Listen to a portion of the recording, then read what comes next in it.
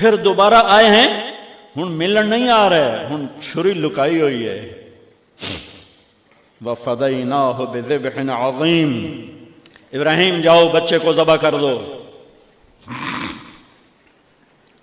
چھری لے کر باپ چلا، 1500 کلومیٹر کا سفر. سارے راستے کیا سوچ ہوگی کہ میں چھری چلاواں، اے بکرا تھوڑا میں راہ چاہیں تے بکرا ذبح ہویا پیا کہ عید پڑھ کے گیا اس. اے بکرا تو نہیں کومنا، پتر کومنا ہے. عمر کتنی ہوگی؟ 92 سال. 92 سال ایک بندے کو مرغی نہیں کوئی جنت، تو پتر کومن دا حکم آ گیا.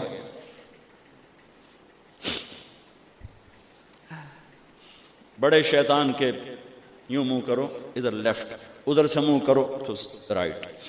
2 پہاڑ آپس میں ملتے تھے، اس میں ایک اونٹ بن جاتی تھی. وہاں باپ بیٹا کھڑے ہوئے، 92-95 سال کی عمر ہے اور آگے معصوم پھول ہے. بچہ تب پرایا بھی ہوئے تو پیارا لگتا ہے.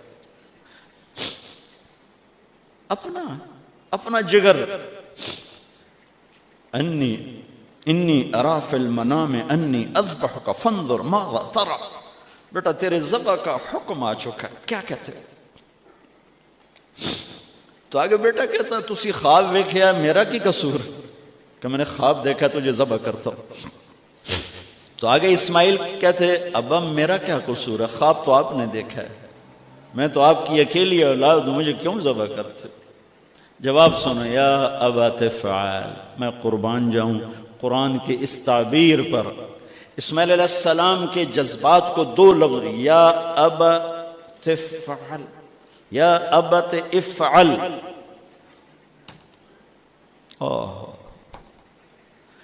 کیا تسلیم و رضا ہے. ترجمہ جو بھی ہے، فرمایا دیر کیوں کر رہے ہو. اس سے جو نکلتا ہے نا ایک خوبصورت مفہوم، وہ ہے ابا تو دیر کیوں کر رہے ہو. تو حیران ہو گئے، تجھے پتہ ہے میں کیا کہہ رہا ہوں؟ ہاں پتہ ہے. اب مجھے ذبح کرنے کا کہہ رہے، تو کوئی گھاٹے کا سودا نہیں ہے. آپ کے بدلے میں جنت، دنیا کے بدلے میں جنت ملے گی اور آپ کے بدلے میں اللہ ملے گا، اس میں کیا گھاٹا ہے. آئے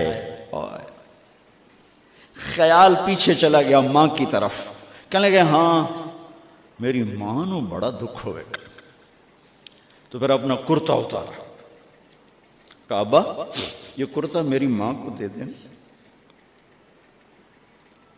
جب میں کبھی یاد آیا کروں گا تو یہ کرتا دیکھ لیا کرے گی، اور مجھے اپنے کرتے میں یہیں دفن کر دینا، مجھے ادھر نہ لے جانا، یہیں دبا دینا، شاید میری ماں میری ذبح شدہ لاش دیکھ نہ سکی.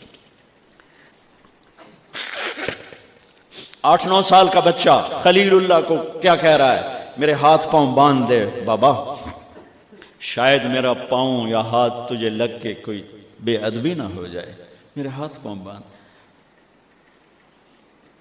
مجھے الٹا لٹانا، سیدھا نہ لٹانا، کہیں آنکھوں میں آنکھیں پڑیں اور تیرا دل نرم ہو جائے، تیرا ہاتھ نہ کمب جاوے، میرے رب دے امر اچ دیر نہ ہو جاوے. ان کو ماننے والی امت کہے سود کے بغیر گزارا نہیں، جھوٹ کے بغیر گزارا نہیں، ملاوٹ کے بغیر گزارا نہیں، رشوت کے بغیر گزارا.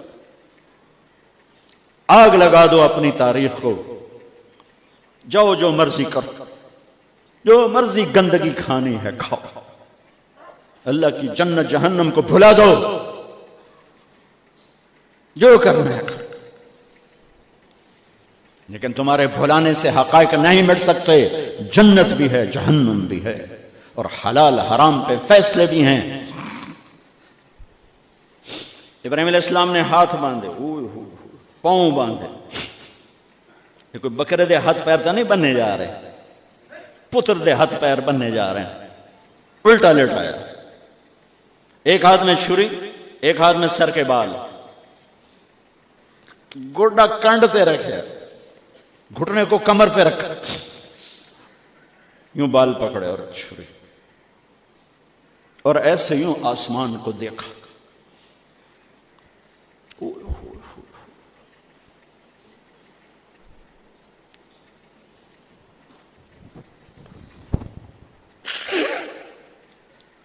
فرمایا یا اللہ تو مجھ سے ناراض ہو گیا؟ یا اللہ تو مجھ سے ناراض ہو گیا کہ اسماعیل کی محبت میرے دل میں تجھ سے زیادہ ہو گئی؟ نہیں نہیں، کبھی نہیں۔ یا کوئی میرا امتحان ہے؟ یا اللہ میرے دل میں تو ہی تو ہے، لاکھوں اسماعیل تجھ پہ قربان۔ آسمان کے فرشتے 2 دفعہ روئے ہیں جب سے پیدا ہوئے ہیں۔ ایک یہ جو واقعہ سنا رہا ہوں، جب ابراہیم کی فریاد 7 آسمانوں میں گونجی تو نہ رونے والے فرشتوں کے بھی چیخیں نکل گئی۔ اور ایک طائف کی وادی میں جب میرے نبی کو پتھر پڑے اور آپ بے ہوش ہو کے گرے تو آسمان کے فرشتوں کی چیخیں نکل گئی۔ اب چھری جو چلائی، میرے رب کا امر آ گیا، نہیں کاٹو گی، نہیں کاٹو گی۔ یہ نہیں کہ یہاں کوئی لوہے کا ٹکڑا آ گیا یا چھری موم بن گئی یا اے ٹوٹا لوہا بنیا، چھری تیز تھی، گوشت نرم تھا۔ عرش والے نے کہا نہیں، چھری کیسے کاٹے؟ آگ نہ جلائے، اب کیسے جلائے گی؟ مچھلی کے پیٹ میں جا کے موت مت آئے، اب کیسے موت آئے گی؟ دوسری دفعہ، تیسری دفعہ نہیں چلی، اٹھے جا کے پتھر پہ تیز۔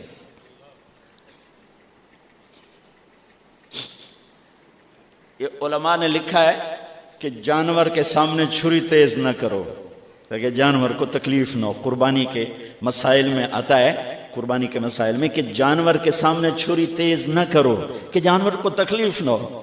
پتر دے سامنے چھری تیز ہو رہی، میں چلتی کیوں نہیں؟